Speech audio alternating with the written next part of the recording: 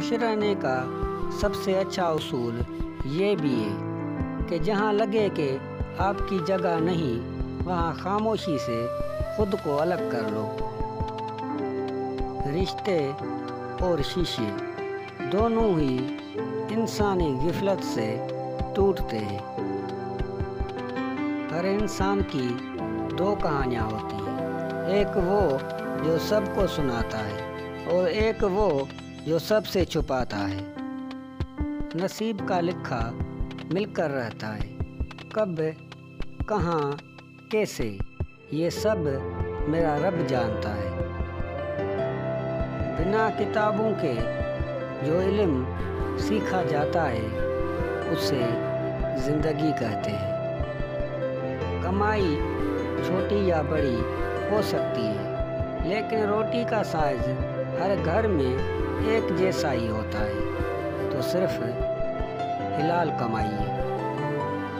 سکون چاہتے ہیں تو کسی سے اپنا موازنہ مت کریں، کم خریدیں، سستا پہنیں، سادہ کھائیں، بس حلال حرام میں تمیز ضرور رکھیں۔ مخلص رشتوں کو مجبوریوں میں بھی ضائع نہ ہونے دیں، کیونکہ مجبوری تو ختم ہو جائے گی لیکن رشتے نہیں جڑیں گے۔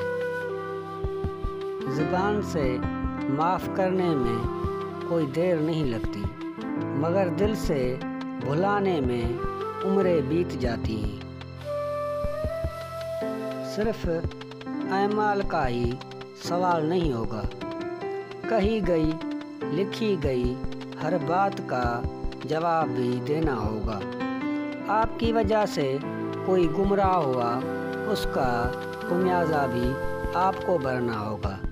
ہو سکتا ہے آپ کسی کو کسی کے خلاف بھڑکا کے خود اسی بندے کے ساتھ نارمل ہو جائیں اور دوسرا شخص نفرت میں مبتلا ہو جائے، جواب آپ کو اس کا بھی دینا ہوگا۔